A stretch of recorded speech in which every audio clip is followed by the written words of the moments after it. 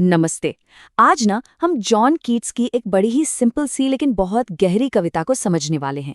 कहानी है एक लड़के की, उसकी एक यात्रा की और एक ऐसी खोज की जिसने उसे हैरान कर दिया। तो चलिए शुरू करते हैं ये सफर।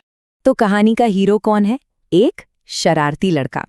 पर रुकिए, जैसा हम आगे देखेंगे ना, उसकी शरारत कोई शैतानी वाली नहीं थी। नहीं नहीं, वो तो बस जिज्ञासा से भरी हुई थी। मतलब ही वॉज जस्ट क्यूरियस।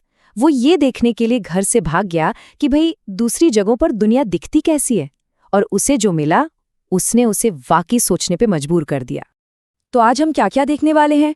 सबसे पहले हम इस लड़के की जिज्ञासा को समझेंगे, फिर उसके साथ चलेंगे उसकी स्कॉटलैंड की एडवेंचरस यात्रा पर।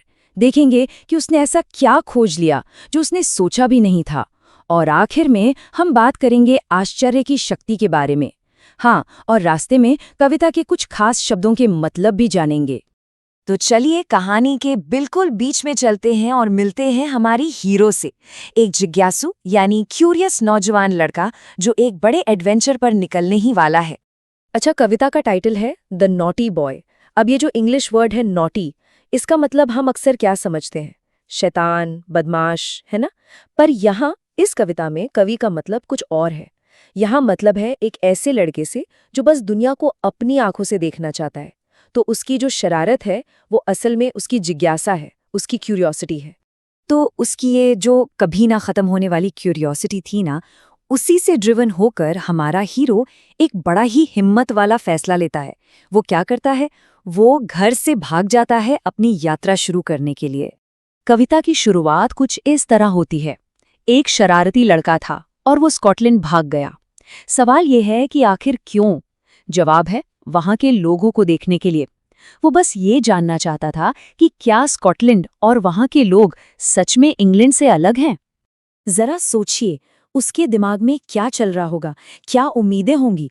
वो शायद सोच रहा होगा कि अरे, स्कॉटलैंड में तो जमीन भी अलग होगी, लोग भी अलग होंगे, उनके गाने, उनकी बातें, हो सकता है आसमान का रंग भी अलग हो। मतलब वो एक बिल्कुल ही नई दुनिया की तलाश में निकला था। लेकिन स्कॉटलैंड पहुंचकर उसे जो मिलता है वो उसकी उम्मीदों से बिल्कुल परे है। और बस यहीं से कविता का असली मतलब सामने आता है। उसकी ये जो खोज है ना, वो उसे हमेशा के लिए बदलने वाली है। वहां पहुंचकर उसे क्या पता चलता है कि जमीन तो उतनी ही सख्त है, 1 गज की दूरी वो भी उतनी ही लंबी है, कोई गाना वो भी उतना ही मजेदार है, और चेरी का रंग वो भी उतना ही लाल है जितना इंग्लैंड में था। धीरे धीरे उसकी सारी उम्मीदें एक अजीब सी सच्चाई से टकरा रही थीं। और ये लिस्ट यहीं खत्म नहीं होती। वो देखता है कि सीसा यानी लेड उतना ही वजनी है। फिर एक पुराना सा शब्द आता है फोरस्कोर। इसका मतलब होता है 80, 80। तो स्कॉटलैंड में भी फोरस्कोर का मतलब 80 ही था। और दरवाजा वो भी उतना ही लकड़ी का था जितना इंग्लैंड में। सब कुछ बिल्कुल एक जैसा था। तो जैसा कि इस टेबल में साफ दिख रहा है, लड़का जिन छोटी छोटी साधारण चीजों को नोटिस करता है, जैसे जमीन कितनी सख्त है या 1 गज कितना लंबा है, ये सब तो यूनिवर्सल हैं, हर जगह एक जैसे ही होते हैं। यही चीज उसकी खोज को सिंपल भी बनाती है और गहरा भी। वो कुछ अनोखा, कुछ एकदम अलग ढूंढ रहा था, पर उसे हर जगह अपनापन और एक जैसी चीजें ही मिली। तो अब सवाल ये उठता है कि अगर सब कुछ एक जैसा ही था, तो फिर इस पूरी यात्रा का फायदा क्या हुआ? मतलब क्या मतलब था इसका? और बस यहीं पर कविता एक बहुत ही खूबसूरत, एक बहुत गहरा मोड़ लेती है। ये सवाल बहुत जरूरी है ना? क्या उसकी यात्रा बेकार हो गई? नहीं, बिल्कुल नहीं। क्योंकि असली खोज बाहरी दुनिया में नहीं हुई थी, असली खोज तो उसके अंदर हुई थी। कविता इन खूबसूरत लाइनों पे खत्म होती है। तो वो अपने जूतों में खड़ा रहा और हैरान होता रहा। वो हैरान होता रहा। ये जो हैरानी है, ये जो वंडर है, यही उसकी यात्रा का असली इनाम था। ये कोई कंफ्यूजन या डिसअपॉइंटमेंट नहीं थी, बल्कि ये एक नई समझ थी। उसे एहसास हुआ कि दूर जाने का मतलब हमेशा कुछ नया या अलग मिलना ही नहीं होता। उसे समझ आया कि अरे, दुनिया में कुछ चीजें तो ऐसी हैं जो हम सबको जोड़ती हैं, चाहे हम कहीं भी क्यों ना हो। और एक बच्चे के लिए ये सोचना, ये बहुत गहरी बात थी। तो अब जब हम कविता का गहरा मतलब समझ चुके हैं, तो चलिए फटाफट से कुछ शब्दों पर भी नजर डाल लेते हैं जो कीट्स ने इस्तेमाल किए हैं। उनका क्या मतलब है ये भी देख लेते हैं। तो पहला शब्द है नॉटी, जिसका मतलब हमने समझा शरारती, पर असल में जिज्ञासु। फिर है मैरी, मतलब हंसमुख, एकदम लाइवली, जैसे कोई खुशनुमा गाना। अगला है वेटी, यानी भारी। वुडन तो सिंपल है, लकड़ी का बना हुआ।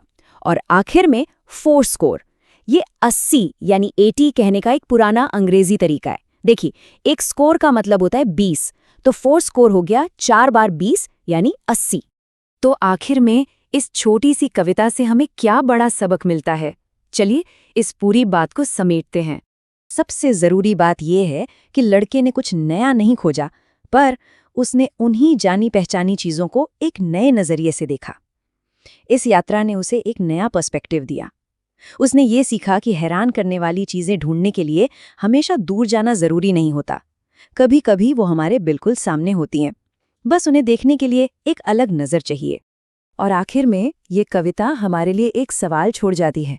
हमारी अपनी रोजमर्रा की जिंदगी में ऐसी कौन सी साधारण सी चीज है जिसे अगर हम सच में रुककर ध्यान से देखें तो वो हमें भी ठीक वैसे ही हैरान कर सकती है जैसे उस लड़के को स्कॉटलैंड ने किया था?